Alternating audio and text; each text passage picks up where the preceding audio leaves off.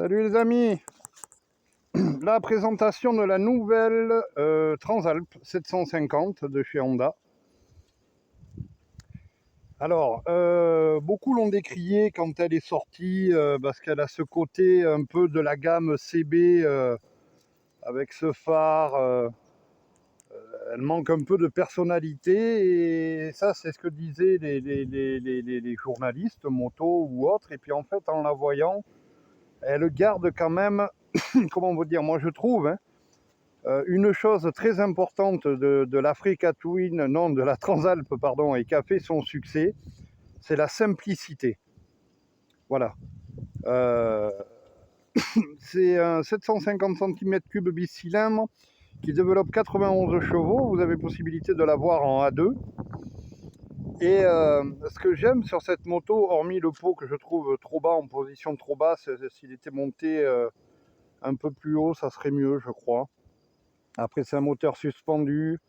Pour la protection, pour mettre un sabot, je ne sais pas si ça existe. Bon, il y a quand même la roue de 21 pouces. Vous avez des capacités à faire quand même un peu de tout chemin avec. Mais ce que j'aime, c'est ce côté simplicité. La moto est très très maniable. Excessivement maniable même. Vous êtes bien, c'est la position de trail. Hein. Et tout est simple. Vous avez un petit écran TFT qui est petit mais qui est très très très lisible. Vous avez quand même plusieurs modes de conduite. Là, vous voyez, je suis en sport, standard. Vous avez le frein moteur, l'ABS connectable ou pas. Le T, si c'est comme l'Africa Twin, c'est le traction control. C'est voilà, vous avez plusieurs modes. C'est simple, c'est lisible. Voilà, c'est léger à conduire. Ça fait léger par rapport à l'Africa Twin. Ça fait une moto vachement légère, quoi. Et c'est ce qui fait, je pense, la qualité de cette moto. Vous avez un moteur qui a quand même, je trouve, qui a vachement de caractère. Quand vous mettez en mode de sport, ça a la patate. Le coloris, bon, mais bien sûr, hein, ça rappelle vraiment les premiers Africa Twin. Les premiers Transalp, j'en veux absolument avec l'Africa Twin. Et c'est sympa. Voilà.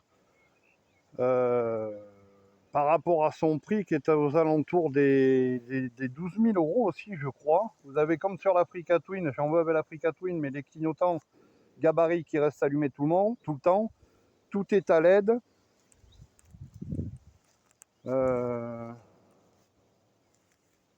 freinage est suffisamment puissant pour la moto. Il n'y a pas de surprise. Voilà, c'est-à-dire que vous n'avez pas de surprise. Le moteur est péchu, mais en conduite, vous n'avez aucune surprise. C'est maniable. Ouais, c'est une moto honnêtement à conseiller. Et puis ça reste toujours, hein, et toujours une Honda. C'est-à-dire que sur le SAV, sur la revente, sur plein de choses, j'étais pas Honda. Moi, j'ai toujours été plutôt Suzuki ou Yam.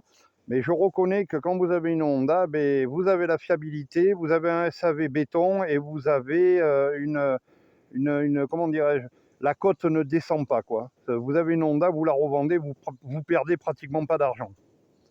Voilà les amis, très bonne moto, malgré sa petite bulle, une très bonne protection. C'est vraiment une moto à essayer si vous avez la possibilité, et je pense que l'essayer, c'est l'adopter.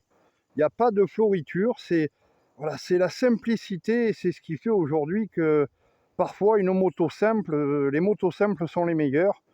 Quand vous prenez les premiers Transalp, les premiers Africa Twin, c'est des motos avec lesquelles vous bouffez des kilomètres et des kilomètres d'une fiabilité remarquable. Et je pense que le fait d'être simple, sans toute une armada de technologie dedans, fait que ce sont des bonnes motos. Là, il y a quand même, vous avez vu, des modes de conduite, traction control, l'ABS, il y a tout ça, mais pas plus, quoi. Voilà, allez go, je vous laisse les amis, je vous souhaite une excellente journée, abonnez-vous, likez, posez des questions, et puis, puis on va aller faire un autre test. La prochaine, ça sera certainement une Benelli. Ciao les amis.